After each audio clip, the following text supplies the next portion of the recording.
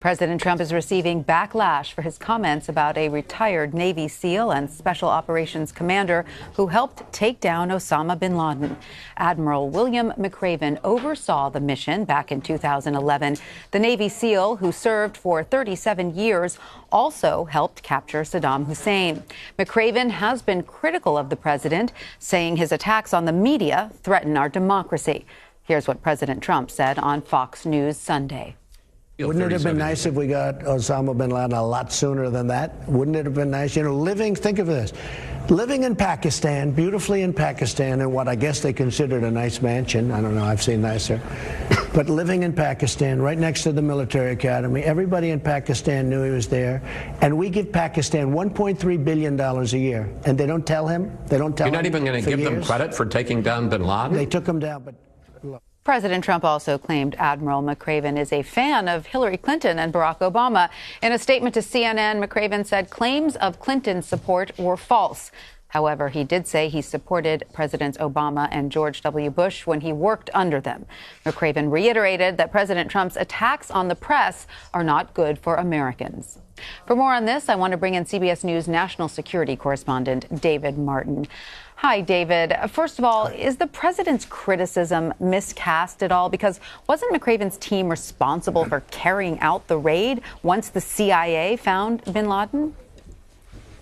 That's right. The implication that McRaven is somehow responsible for the fact that it took the U.S. 11 years after 9/11 to find bin Laden is just not correct. McRaven was an operator. He was the guy in charge of carrying out raids. It was somebody else's job, namely the CIA and all the other intelligence agencies, to actually find bin Laden.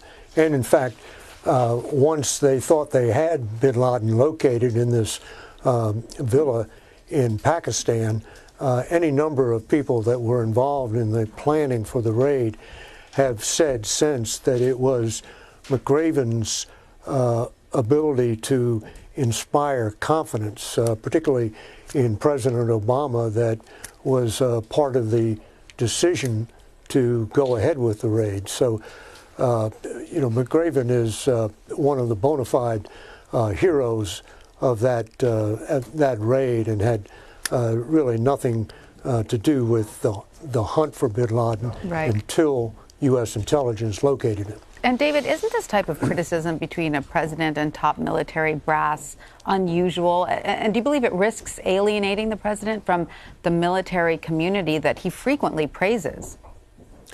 Well, if you go back to the Bush administration, there were any number of retired generals who were criticizing the war in Iraq. So there is a fairly good history of retired military, not active duty, but retired military, criticizing the president.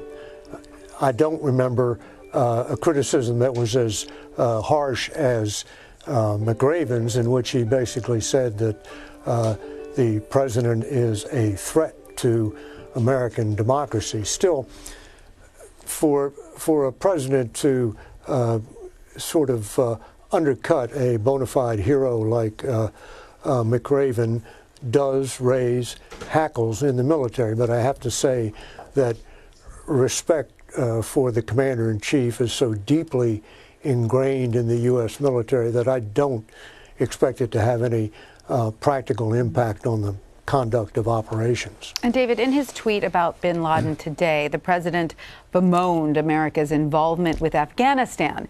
And this comes after General Joseph Dunford this weekend said the Taliban is, quote, not losing right now. So what led to that assessment? Well, first place, everybody bemoans Afghanistan. 17 years of fighting and no end in sight. When the Trump administration came into office, the fight was considered a stalemate, and it is still now, nearly 2 years into the Trump administration, still considered a stalemate, which is why General Dunford said the Taliban is not winning. So, David, what is the U.S. strategy now under the Trump administration when it comes to Afghanistan, which, as you pointed out, is now in its 17th year? Well, a year ago, last August, the Trump administration announced its new strategy for Afghanistan, and it consisted basically of two things. One, they put in 4,000 more troops to bring the total close to 15,000, and that would allow the U.S. to put advisors with Afghan military units down to the battalion level, meaning out in the field, not just back in headquarters. And the other thing the Trump administration has done is to announce that there is no timetable for withdrawal.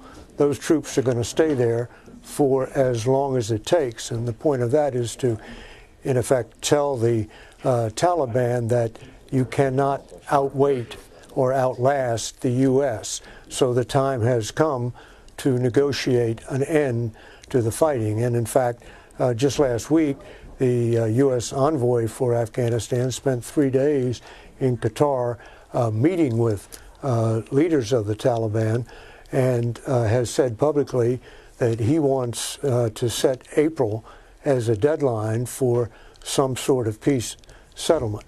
There's no indication yet that that deadline can be met, however. David Martin, thank you so much for all your insight into the relationship between the Trump administration and the military at this moment. Thank you. Sure.